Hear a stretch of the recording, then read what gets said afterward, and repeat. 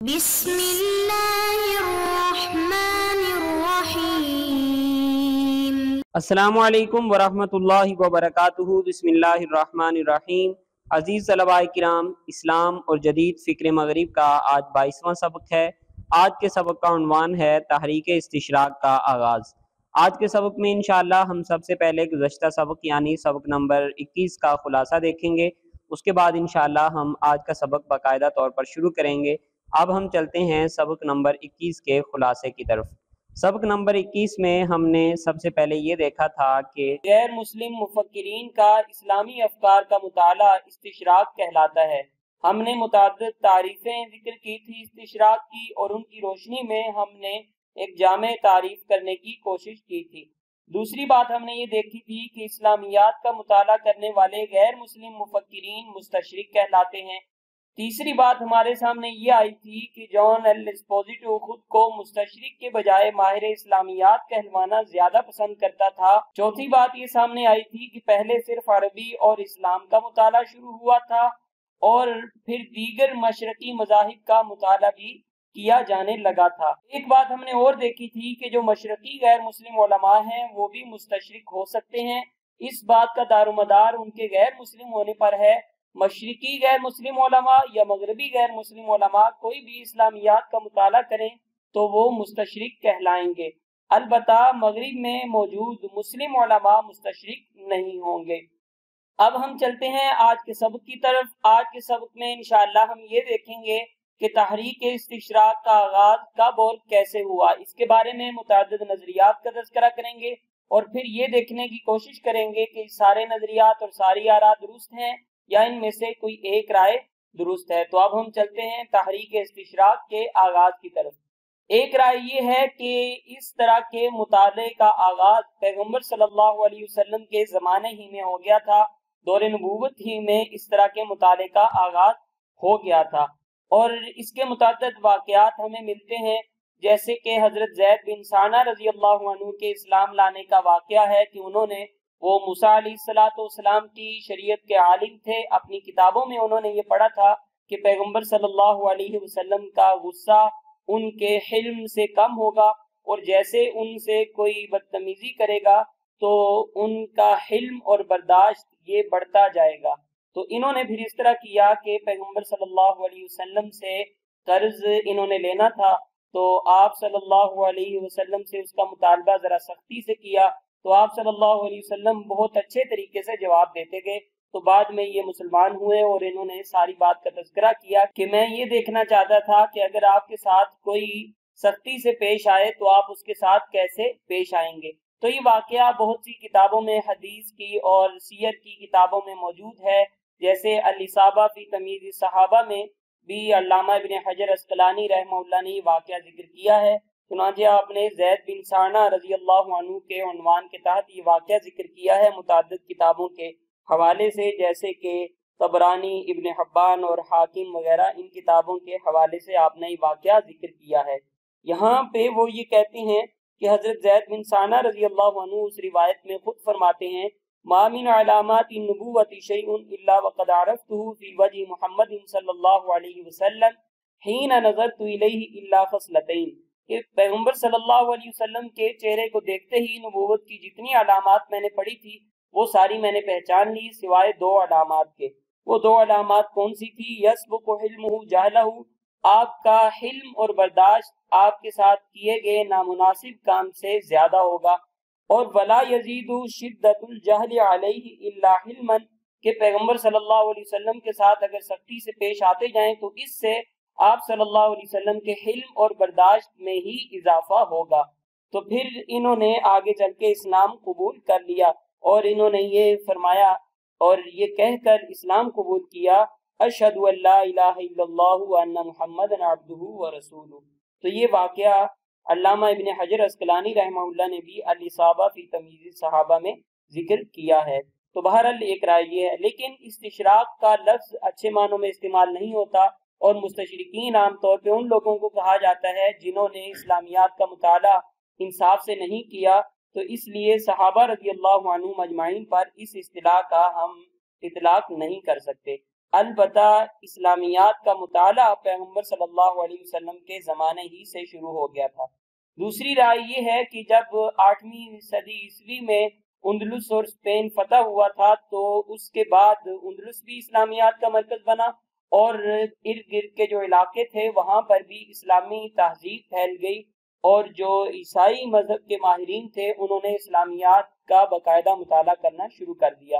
تو یہ جو نقشہ آپ کے سامنے ہے اس میں موسیٰ بن نصیر اور طارق بن زیاد اور اس طرح کی دوسرے سپاہ سالار جو اس مہم میں نمایاں حیثیت رکھتے ہیں ان کی مہم کا نقشہ دیا گیا ہے کہ ان کی مہم کہاں سے شروع ہوئی اور کیا رستہ تھا ان کی جنگی مہم کا۔ تو بہرحال جب 8ویں صدی عیسوی میں اندلس فتح ہوا تو اس کے بعد سے یہ اسلامیات کا مطالعہ باقاعدہ شروع ہوا۔ تو یہ دوسری رائے ہے۔ یہ رائے ذکر کی ہے الاستشراق والمستشرقون میں ڈاکٹر مصطفیٰ سباعی نے۔ آپ لکھتے ہیں کہ وَمِنْ أَوَائِلِ هَؤُلَاءِ الرُّهْبَانِ الراہب الفرنسی جربرٹ الذین تخب بابا لکنیسۃ روما، کہ یہ جو اس طرح کے مذہبی مفکرین تھے جنہوں نے اسلامیات کا باقاعدہ مطالعہ شروع کیا تھا، ان میں سے ایک سب سے پہلا جو مذہبی مفکر تھا جسے جربرٹ کہا جاتا ہے، اس نے 999 عیسوی میں وہاں سے پڑھ کر آیا، تو 999 عیسوی میں وہ روما کے کنیسہ کا عہدیدار منتخب ہوا تھا بعد تعلمہ فی معاہد الاندلس وعودتہ الی بلادہ، کہ وہ اندلس کے جو مدارس تھے وہاں سے پڑھ کر وہ آیا اور 999 عیسوی میں اس کا تقرر ہوا۔ تو بہرحال یہ اس طرح کا پہلا مطالعہ تھا جو تقریباً 10ویں صدی عیسوی میں اور 8ویں صدی عیسوی کے بعد ہی 9ویں اور 10ویں صدی عیسوی میں اس طرح کے مطالعے شروع ہوئے، اور ان میں سے جو اہم اور نمایاں بات تھی یا جو نمایاں مذہبی مفکر تھے وہ 999 عیسوی میں سامنے آئے۔ اس سے پہلے بھی لازمی سی بات ہے کہ جب 8ویں صدی عیسوی میں اندلس فتح ہو گیا تو اس طرح مطالعہ ہوتا رہا ہوگا۔ تو بہرحال یہ دوسری رائے تھی۔ تیسری رائے یہ ہے کہ 12ویں صدی عیسوی میں اسلامیات کے باقاعدہ مطالعے کا آغاز ہوا۔ یہ جو تصویر آپ کے سامنے ہے یہ تقریباً 1145 عیسوی میں قرآن مجید کا ہونے والا سب سے پہلا ترجمہ ہے کسی بھی دوسری زبان میں، جو لاطینی زبان میں ہوا، اور ایک یہودی سابقہ یہودی نے کیا جو بعد میں عیسائیت اختیار کر چکے تھے، اور انہوں نے اسلامیات کا باقاعدہ مطالعہ بھی کیا تھا۔ تو یہ ترجمہ قرآن سامنے آیا، تو اس سے بعض حضرات کی رائے یہ ہے کہ 12ویں صدی عیسوی میں استشراق کا آغاز ہوا، اور یہ جو رائے ذکر کی ہے الاستشراق والغارہ علی الفکر الاسلامی میں ڈاکٹر محمد عبداللہ سرکاوی نے اس بات کا ذکر کیا ہے۔ چنانچہ آپ یہ لکھتے ہیں کہ یہ بات معروف ہے ان هذا المحترم پطرس قد کلف الیہودی المتنصر پطرس و پیڈرو الفرنسی او العبری او التیتلی ان یترجم القرآن الکریم الى اللغة اللاتینیہ۔ تو یہ جو ترجمہ تھا یہ ایسے اوپیڈرو نامی ایسے یہودی نے کیا جو بعد میں عیسائیت اختیار کر چکے تھے، اور انہوں نے لاطینی زبان میں قرآن مجید کا ترجمہ کیا۔ تو آگے جو مقدمہ تھا اس میں مقدمے میں انہوں نے لکھا بھی انا پطرس التیتلی الذی ترجمہ هذا الکتاب من اللسان العربی الى اللاتینی، کہ میرا نام پطرس ہے اور میں تیتلا کا رہنے والا ہوں، اور میں اس کتاب کا ترجمہ کر رہا ہوں عربی زبان سے لاطینی زبان میں۔ تو بہرحال یہ ترجمہ ظاہر کرتا ہے کہ 1145 میں ہوا، تو 12ویں صدی عیسوی میں اس طرح اسلامیات کے مطالعے کا آغاز ہو چکا تھا۔ تو یہ تیسری رائے تھی۔ چوتھی رائے یہ ہے کہ 14ویں صدی عیسوی میں اسلامیات کا باقاعدہ مطالعہ شروع ہوا تھا۔ یہ ایک کونسل آف ویانا کی تقریب ہے جس میں سارے جو مذہبی مفکرین تھے وہ جمع ہوئے تھے، اور غالباً 1312 عیسوی میں یہ جمع ہوئے تھے، اور انہوں نے اپنی قرارداد پاس کی تھی جس میں بتایا تھا کہ اس دور کی جو بڑی 5 جامعات اور یونیورسٹیز ہیں ان میں عربی اور اسلامیات کا باقاعدہ شعبہ قائم کیا جائے۔ تو اس سے بھی معلوم ہوتا ہے کہ 1312 میں یہ کام ہو رہا ہے، تو 14ویں صدی عیسوی میں اسلامیات کا باقاعدہ مطالعہ شروع ہو چکا تھا۔ تو یہ ایک رائے ہے جو استشراق کے آغاز کے حوالے سے ذکر کی جاتی ہے کہ 14ویں صدی عیسوی میں استشراق کا باقاعدہ آغاز ہوا۔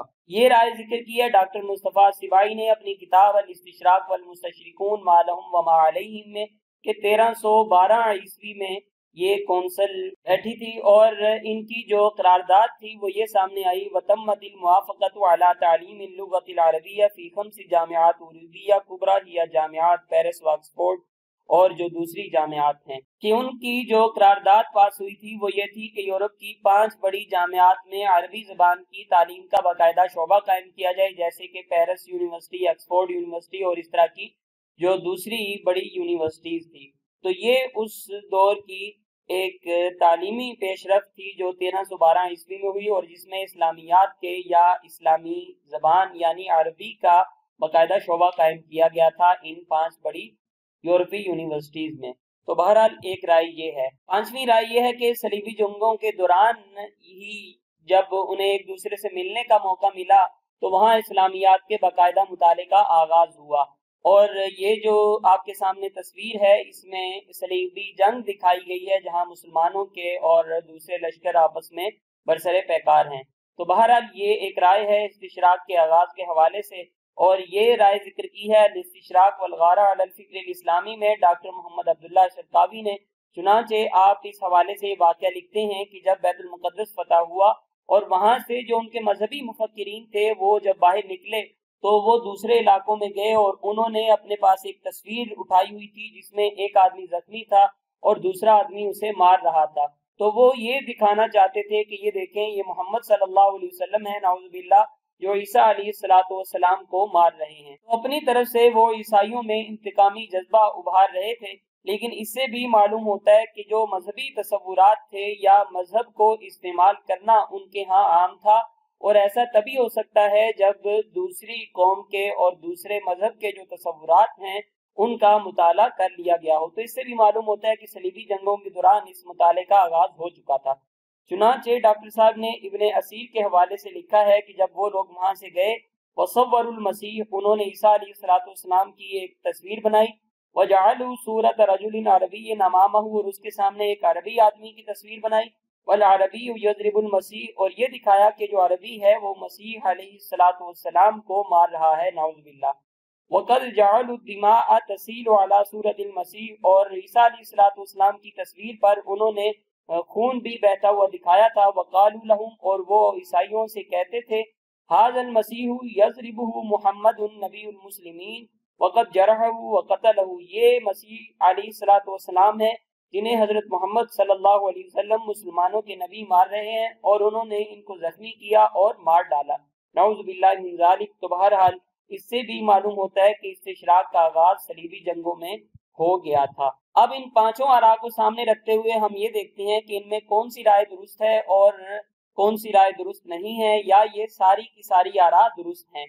تو مختلف علاقوں میں مختلف اوقات میں استشراق کا آغاز ہوا، اسلامیات کے مطالعے کا آغاز ہوا، تو ہر محقق نے کسی ایک علاقے یا کسی ایک جگہ کے اعتبار سے انہوں نے بتا دیا کہ فلاں وقت میں استشراق کا آغاز ہوا۔ اصل میں انہوں نے اس مقام کے جو استشراقی افکار تھے ان کا مطالعہ کیا تھا، تو اس کے حوالے سے انہوں نے بتا دیا تھا۔ چنانچہ ڈاکٹر حافظ محمد زبیر اپنی کتاب اسلام اور مستشرقین میں یہی خیال پیش کرتے ہیں کہ بعض اہل علم نے تحریک استشراق کے آغاز کے بارے میں اس اختلاف کو اختلاف تنوع قرار دیا ہے، اور یہ کہا ہے کہ مختلف اہل علم نے متفرق ممالک کے اعتبار سے اپنی رائے کا اظہار کیا ہے، اور مختلف علاقوں کے اعتبار سے مشرقی علوم و فنون اور تہذیب و ثقافت کی طرف رغبت و میلان کی تاریخ اور وجوہات میں فرق ممکن ہے۔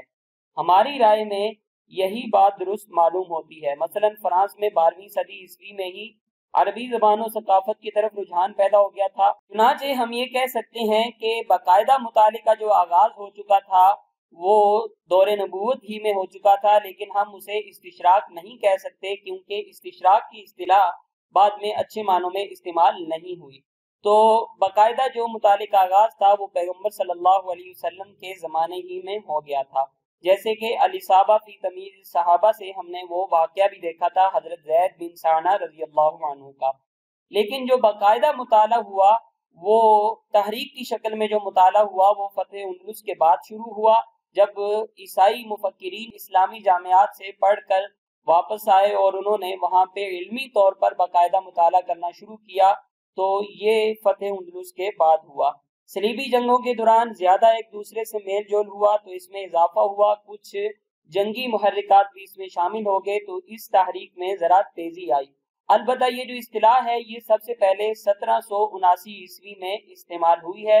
اس کے بارے میں ڈاکٹر عمر بن ابراہیم رضوان اپنے مقالے آراء المستشرقین حول القرآن الکریم و تفسیرہ دراسہ و نقد میں یہ بات لکھتے ہیں کہ یہ جو اصطلاح تھی یہ سب سے پہلے 1779 میں استعمال ہوئی۔ وَكَانَ أَوَّلُ ظُهُورٍ لِكَلِمَةٍ مُسْتَشْرِقٍ فِي اللُّغَةِ الْإِنْجِلِيزِيَّةِ سنة 1779 كما دخلت في معجم الأكاديمية الفرنسية کے بعد میں یہ اس معجم میں بھی شامل ہو گئی تھی کافی بعد جا کر، لیکن سب سے پہلے اس کا جو آغاز ہوا اور استعمال ہوا وہ 1779 عیسوی میں ہوا۔ لیکن اسے باقاعدہ تحریک کی شکل اور عروج کی شکل، جس کے علمی کارنامے بھی اور اس کے نتائج اور اثرات بھی بہت زیادہ سامنے آئے، وہ 19ویں صدی میں اسے تحریک کی شکل ملی تھی۔ تو یہ رائے ذکر کی ہے پروفیسر حسن عسکری نے اپنی کتاب جدیدیت میں۔ چنانچہ وہ لکھتے ہیں کہ اسے باقاعدہ تحریک کی شکل جو ملی تھی وہ 19ویں صدی میں ملی تھی، لیکن مستشرقین کے کام نے ایک باقاعدہ تحریک کی شکل 19ویں صدی میں اختیار کی۔ اب ہم دیکھتے ہیں آج کے سبق کا خلاصہ کیا ہے۔ آج کے سبق میں ہم نے سب سے پہلے یہ دیکھا استشراق کا آغاز جو ہوا اس کے بارے میں مختلف اقوال ہیں، تو اکثر اقوال ایک دوسرے سے متضاد دکھائی دیتے ہیں، لیکن تقریباً سبھی اقوال درست ہیں اور مختلف علاقوں میں مختلف اوقات میں استشراق کا آغاز ہوا۔ اسلامیات کا مطالعہ پیغمبر صلی اللہ علیہ وسلم کے زمانے میں شروع ہو گیا تھا، باقاعدہ مطالعہ فتح اندلس کے بعد تقریباً 10ویں صدی عیسوی میں سامنے آیا۔ 11ویں صدی عیسوی میں صلیبی جنگوں کے دوران اس میں تیزی آئی اور اس کی اصطلاح 1779 میں باقاعدہ طور پر استعمال ہوئی، اور 19ویں صدی میں اس نے ایسی تحریک کی شکل اختیار کر لی جس کے اسباب اور نتائج اثرات ہمارے سامنے آج بھی موجود ہیں۔ اب ہم چلتے ہیں اگلے سبق کی طرف۔ اگلے سبق میں ہم یہ دیکھیں گے کہ تحریک استشراق کے اسباب کیا تھے اور محرکات کیا تھے۔ جزاکم اللہ خیرا۔ السلام علیکم ورحمۃ اللہ وبرکاتہ۔